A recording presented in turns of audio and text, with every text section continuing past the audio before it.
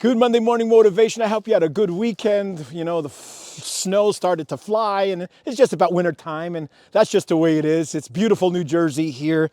Had a wonderful weekend. We're approaching the Christmas season and the holiday season, and so one thing I've been noticing, though, people are under a lot of stress, under a lot of pressure, but it seems to be escalating.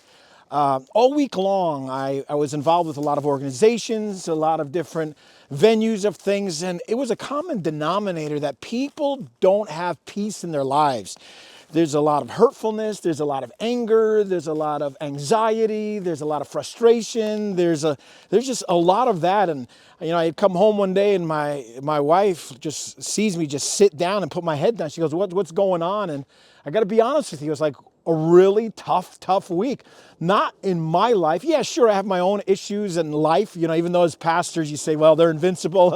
I love that if that was the case. We have our own set of personal issues that we need to work through and the rest. But it was everything happening around me and people and organizations that mean a lot to me. And I really reflected on this and I thought about this because, we're in a season right now that we have I think 12 hours or less of sunlight now. That's why even chickens don't even lay eggs as much now because they need 12 hours or more. I think humans are doing the same thing. They're starting to get crazy on me and around us. They're just not having any joy in their life, and they're not having any peace in their lives. And this is what I want to challenge us for this week.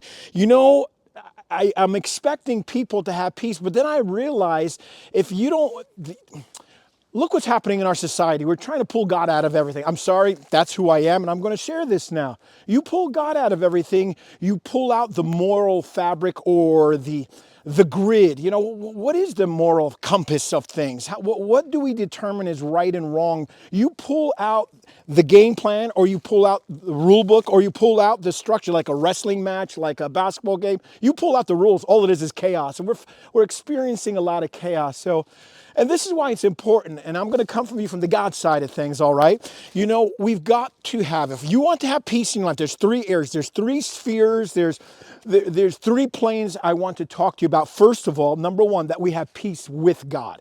If you don't have peace with God, from God, this is the groundwork of everything in your life. When you get back in right relationship with the one who created us, the one who formed us from the dust of the earth and breathed life into us, and we invite him into our hearts and lives, right? You say, how can you do that? Well, it's a symbolic thing. It's a spiritual thing. It's a heart thing where we say, you know what? I want you to be part of my life. That's the groundwork for it all. Then it moves, when you start that, then it moves into having the peace of God in your life, right? Just every day you wake up, no matter what you face, you're going to have strength. You're going to have peace. You'll have help from God to face life, no matter what the situations might be. And if you have the peace of God, have peace with God, peace of God, then we go horizontally. Then you have peace with others. You learn how to communicate. You learn how to have conversations instead of wars with people. Everyone wants to war with each other. I'm going to show them up. I'm going to show them. I'm going to take them out. Wait a second. How about we have conversations with people, and some things are right, some things are wrong. You have to work things out, and again, you're not always going to be happy about it, but at least there's civil conversations. There's coming to the table where you work things through. That happens in marriages, that happens in families, that happens in businesses, that happens in organizations. And I want to encourage you today, as Holy Scriptures say in Numbers, and it's a powerful 2-3 verses here. The Lord bless you and keep you. Numbers verses 24, 25, 26. The Lord bless you and keep you. The Lord make his face shine on you and be gracious to you.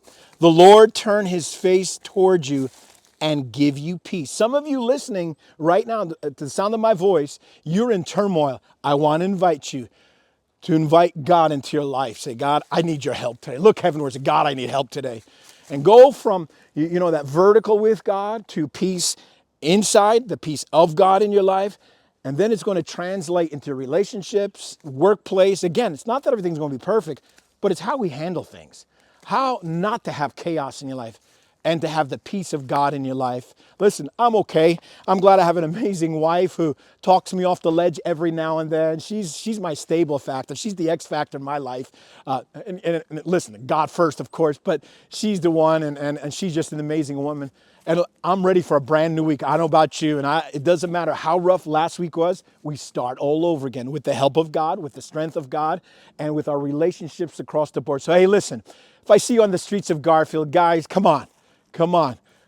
Let's work at it. Let's do better. Let's be better. And that's on you. Stop blaming everyone else. Fix you first. I'm fixing me first. If everyone fix each other, fix ourselves, then we have peace. Let's have more peace this week. God bless you all. I hope you have a fantastic week. Listen, I really do love you. I do care about you. That's why I share from my heart. Keep it real, keep it raw, and just deliver what I feel I need to share with you. Have a great week, and we'll see you all real soon.